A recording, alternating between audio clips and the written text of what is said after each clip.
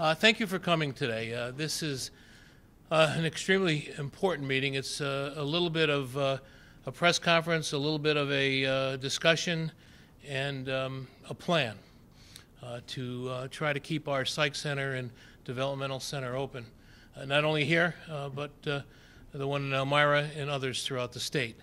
A comprehensive plan is always the best way to go, and we're going to talk about a few things today, and then I'll tell you where I think we can go together. I want to welcome my colleague, Assemblywoman Crouch, who has been working very hard and having hearings throughout the district, along with Assemblywoman Lepardo, Gloria from her office is here today. I know that together they have had hearings and been trying to put the pieces together of what's going on, and certainly their efforts are strong efforts that are going to go a long way toward some sort of an accomplishment that we'd like to have here. What I want to do is I'm going to go over a brief presentation. During the presentation, I may reach out to a couple of you to come up here and make some comment, and if I do call on you, please don't be shy. Just don't be real long, because we want to move along, and then I want to get to the bottom line as to where I think we can take this. As I said, thanks to the community leaders that are here today, we understand the serious concerns in the proposal to close the mental hygiene centers, and I believe we have a list of those of you that are here. There may be a few people that are not on the list. We apologize for that, but people were calling as recently as an hour ago saying that they were going to come. So thank you, all of you, for being here. It's very, very important. OMH proposed closing the Greater Binghamton Health Center on July 8th, with implementation starting next July. About 90 vulnerable adult inpatients will be affected, as well as 15 child or adolescent inpatients.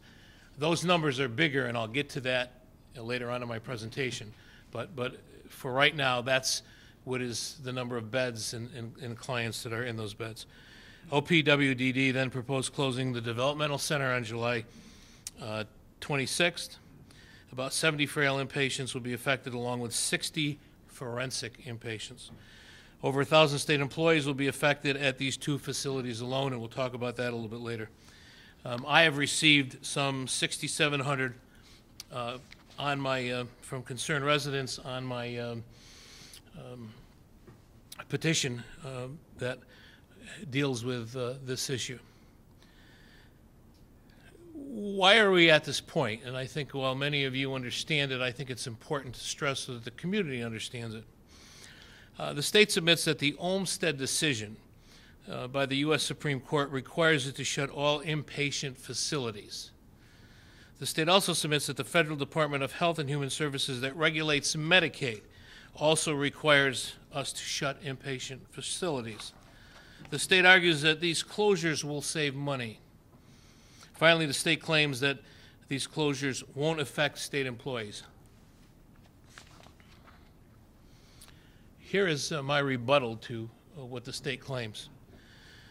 The majority opinion in Olmstead clearly states, we emphasize that nothing in the ADA or its implementing regulations condones termination of institutional settings for persons unable to handle or benefit from community settings. Our Congressman Richard Hanna has been very cooperative. He penned a letter on at our request, sent it to Kathleen Sebelius on September 17th. So far, we've had no reply, but I do know the Secretary's been a little busy these days. You can laugh. We do want to reply, though. This is serious business. It's not clear, at all clear, that providing care in distant locations or smaller settings will save the state any money. There's no evidence of that. There's nothing that has been given to me, at least, or anybody else in this room that shows that. But it's quite clear that these changes will cost our local governments, healthcare providers, millions of dollars. And those of you that are in those shoes know that and understand that. Many state employees will be forced to move away from our region to try to hold on to some sort of a job. Let's talk about the timing. The state's proposed closures couldn't come at a worse time. this community has been suffering not only because of job losses, but because of the care that we need to provide for those vulnerable citizens that are indeed in need of the care that they're receiving. Our hospitals, like United Health Services, already subsidize inpatient mental health services. Earlier this year, federal sequestration cuts shrunk some Medicaid payments by 2%, which put an additional burden. Now our hospitals are facing serious new cuts to Medicare that were made to finance universal coverage under the Affordable Care Act. These changes have already stretched our healthcare system to the breaking point. What I'd like to do is ask Dr. Major to come up and take a minute and just talk about the effect that it's having on United Health Service. Doc? You could stand up there too. Great. Wow. Tallest I've felt in a long time. Well, since Senator Libous, ended with talking about the financial, difficulties that the hospital's under, last year they lost $5.8 million on behavioral health services. Fortunately, they're able to cover that with other revenue from other sources, but with the cuts that are coming down the line, may not be possible. So we are struggling just to maintain the services that we have right now. If GBHC closes, then we will have to somehow absorb the patients that they're taking care of, even though some of them, the long-term ones, will be able to go up to Hutchings. Last year, GBHC took 112 patients from us, and if we aren't able to discharge those patients to intermediate or long-term care, our beds will all be full. When we are full, we have to then DCS or send patients out to other hospitals, but the other hospitals that we have to choose from are shrinking. St. James, Mercy, and Hornell closed their psychiatric services. Fox closed their psychiatric services. Bassett hasn't announced officially, but are seriously considering closing their psychiatric services. We will then, if we're able to survive, be the only facility for 100 miles around that will accept patients who are brought in by police because they're a danger to themselves or others. When our beds are full, those patients come into the ER but have no place to go. So that right now, if we're full, we have a difficult situation. Greater Binghamton will assist us and will take people straight out of the emergency room. Because remember, UHS is the sole provider for emergency care in this whole area and the sole provider for acute, meaning short-term inpatient care. If we're unable to get patients out to intermediate and long-term care, we will be full all the time, and we will have a huge backup in the emergency room. And that will be untenable for the hospital, untenable for the community, because that leaves the police with patients that they've brought in that have no place to go. And the correction system will continue to grow and become the biggest provider of mental health services in the community if they're not already doing that. I could go on for much longer, but that's a flavor. But that's a flavor, and that's serious, what he just shared. It's important for everybody to understand that.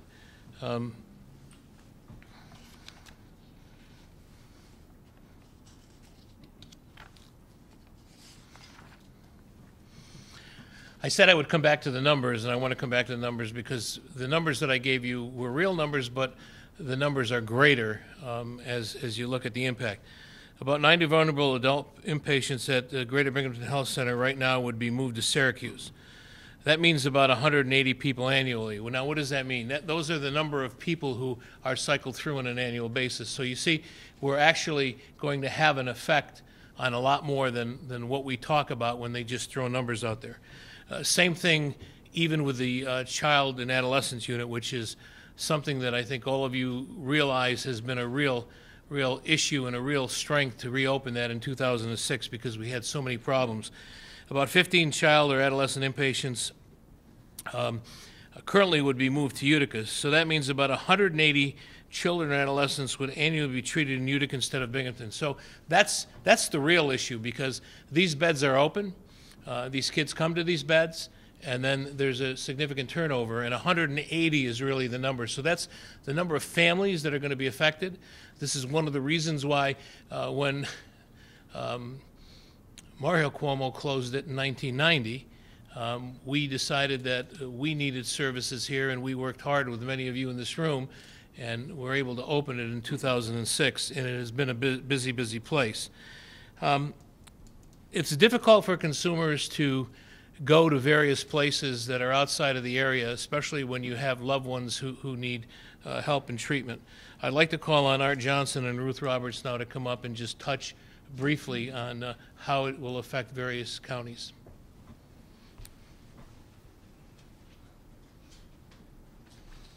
Thank you.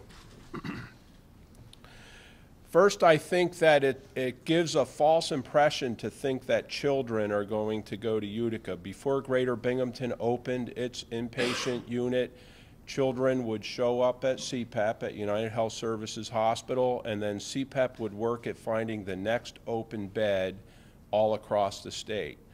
So that, we would go back to that. So children would actually be traveling from Buffalo to New York City, and some might go to the hospital in Utica.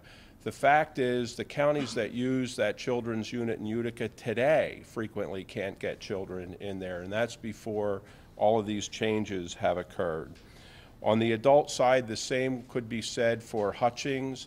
They're not moving bed for bed from Binghamton to Syracuse. We actually, I don't know the math, but I know they want to reduce the overall bed, so there will be a problem with that that will cause a backup over at United Health Services hospitals, and then problems in the emergency rooms of every hospital basically in the area.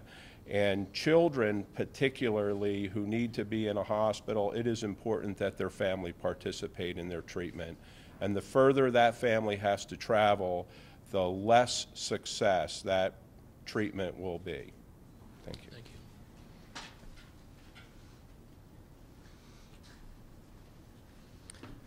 I could second everything Art just said, but in a small rural county such as Shenango, transportation remains the single greatest barrier to accessing critical services in terms of mental hygiene services.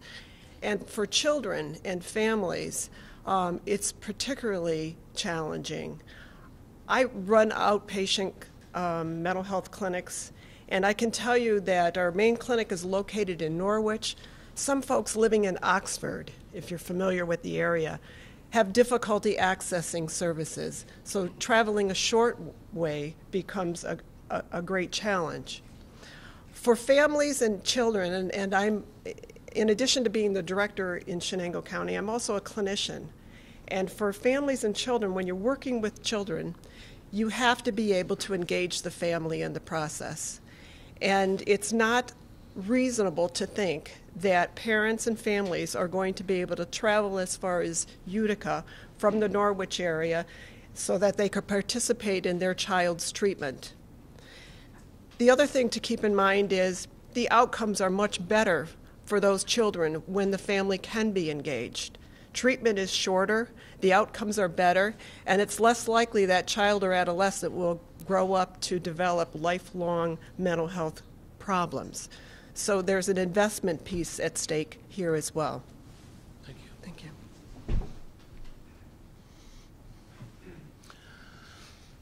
Picking up from what they just stated, that means that demand for inpatient beds at UHS will explode. Emergency rooms at Binghamton General, Wilson, and Lord's Hospital will become more like crowded places that will be very difficult to get any type of care or the type of care that they should be providing in those emergency rooms. And our jails. Our jails will see even more arrests or more problems and more overcrowding. And what I'd like to do is, before we talk about the jails, I'd like to ask David Patak, President and CEO of Lord's Hospital, come up and just take a moment on how it will affect his hospital. Thank you. I just want to first thank Senator Libous, Assemblyman Crouch, and Assemblywoman Lepardo for getting the acute care providers' issues, maybe unintended consequences of this closure, in front of the public and in front of the decision makers. I agree with everything that's been said so far today. It's ironic to me this closing came up at a time, and I know Matt Salinger's here, when I'm sure he'll agree that Matt Salinger and I are both proud of the work that our staffs at both UHS and Lourdes have been working together for the last 6 months or so to ensure that we're providing the best transfer of care from whatever the point of entry is for mental health services in this community are, and to recognize the increasing need for mental health services at all levels. And UHS has been helping our staff to understand a business that we've not traditionally been in and won't be in, for obvious reasons stated earlier, on the inpatient side, but to improve our care on the outpatient side and improve access to United Health Services beds. The current bed situation in the state isn't enough to meet the needs as it is, so in this closure would only do all the things that Senator Libous has mentioned in this slide. So we're obviously asking that the center not be closed and that we continue to explore what the effects on the acute care providers will be. Thank you. Thank you, Dave.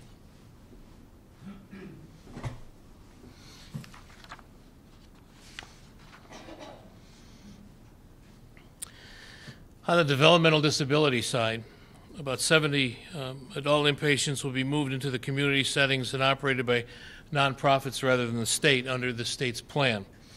About 60 dangerous, and I mean dangerous, forensic inpatients will also be moved into the community settings, including 15 registered sex offenders.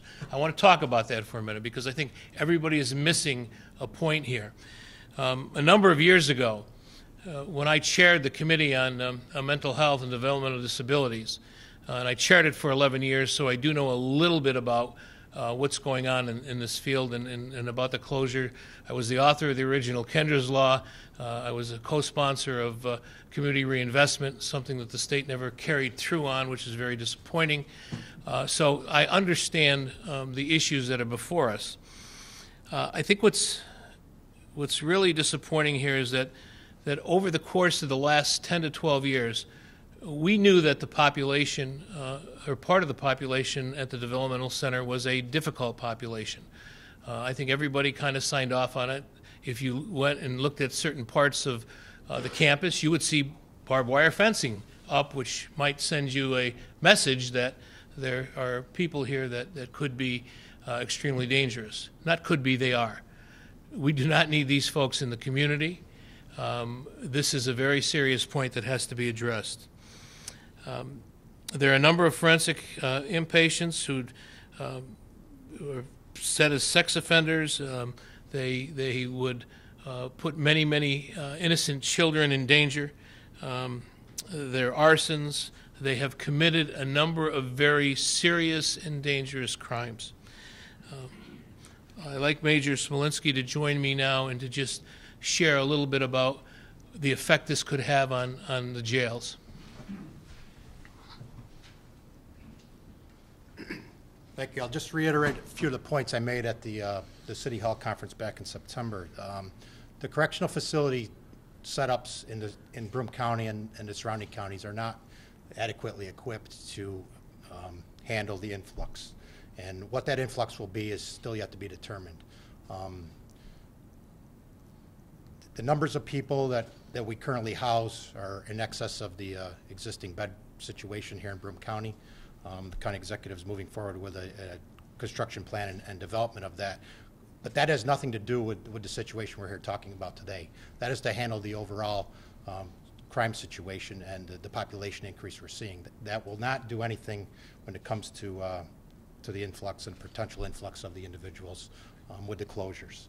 These folks are in need of necessary mental health treatment, and that's something that the facilities in general are not equipped to handle. Currently, 38% of the correctional facility population is availing itself to treatment through psychiatric medications. Roughly 65% of the in custody individuals are in need of some type of either alcohol and or mental health treatment. So with these closures, folks are going to be coming in if they're reintegrated back into the communities. It's foreseen as just a matter of time. It's not a if they're going to come, it's more of a when, and I believe that's going to be the case all throughout the southern tier when it comes to these closures. And the unknown is there. We don't really know what it means or what the numbers will be, but the certainty is that the folks will end up in the county jails. And keep in mind, again, we are not a treatment facility. We are a county correctional facility, and we're designed to keep people for those reasons. Thank you, sir.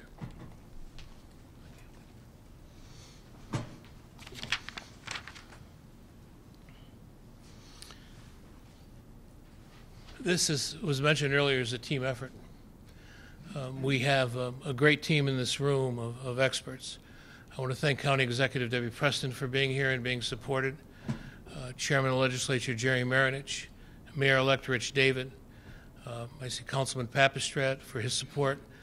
We have to work together as a team. We have members from PEF here. We have members from CSEA here. We have the presidents of both hospitals. Matt Salinger is here from UHS. David Patek is here from Lourdes. We have a group of people who understand the issues before us. We have the sheriff from Tioga County and representing Shenango County. And these are serious issues that are before us. What is the plan? Normally, these things are handled in the budget. We can't wait that long. That's too far away. I submitted a letter to the governor about 2 weeks ago. And I wrote it 2 weeks ago because I didn't want any surprises. I wanted him to understand the seriousness of the issue before us. And I believe a copy of that letter is going to be distributed to the media. The letter basically said that we need a freeze. We need to hold off any closure talk until April 1st of 2015. We need time to put all of our heads together, not only in this region but across the state, to do what's right in protecting the populations that are going to be affected. And particularly here in the southern tier. With the closure of Elmira and Binghamton, and the Developmental Center in Binghamton, there's nothing left in the southern tier. That's wrong. Now, the good news is the governor's office has responded. I spoke to the governor on 2 occasions before I sent the letter. I explained to him that we would have a real problem here in the southern tier if these facilities were closed. Matter of fact, he was here, I think, about a week and a half ago when he was doing the victory lap for the Proposition 1. We spent time in my office and we talked about the closures. He was concerned. The good news is shortly thereafter, and after he received the letter, Larry Schwartz, his secretary, or it would be equivalent to his chief of staff, reached out to me and said, we would like to sit down with you, your delegation, along with other members of the legislature who are affected by these closures, and we would like to see if we could come up with an alternative proposal. That meeting hopefully will take place next week. We're trying to pick a date that works. It'll be in Albany. My colleagues will be asked to join us, colleagues from all over the state, and we will be open to see what they have to propose. I've shared with them that we can't wait till the budget, that this is too serious to just not talk about, that we couldn't ignore it. I'm also putting in legislation that would be the Freeze Unsafe Closures Act, and that would basically be legislation that we would pass in the Senate and hopefully in the Assembly in January, and send it to the governor so that he understands and knows the importance of holding off until we can come up with a plan. Now, hopefully, since they've reached out to me, I'm hopeful that maybe by the end of this month or sooner we might be able to see an alternative. But that's the good news.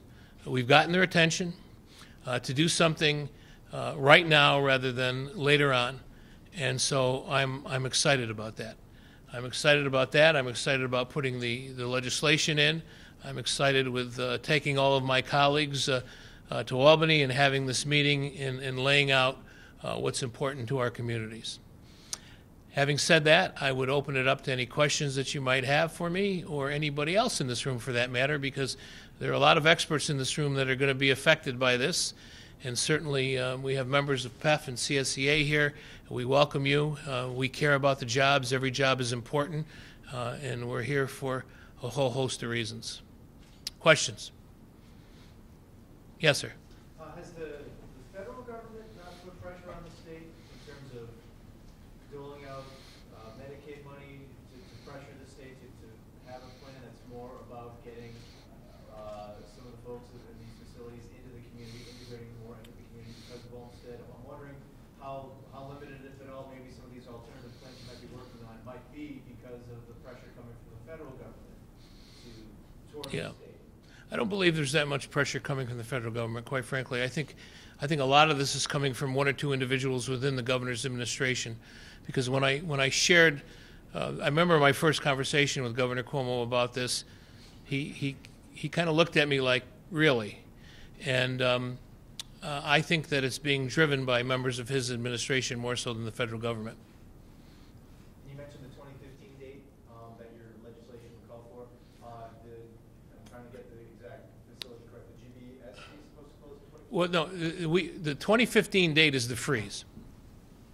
What I would like, if we can't come to an agreement right now, is to freeze any closures till April 1st, 2015. What does that do for us? It buys us time. It buys us time, and we know, for instance, they've already consolidated some departments at Broome Developmental Center, and they moved them to Albany. I want that to stop. I don't want that to take place. I want to be able to have a freeze so that we can sit down intelligently and discuss the issues before us.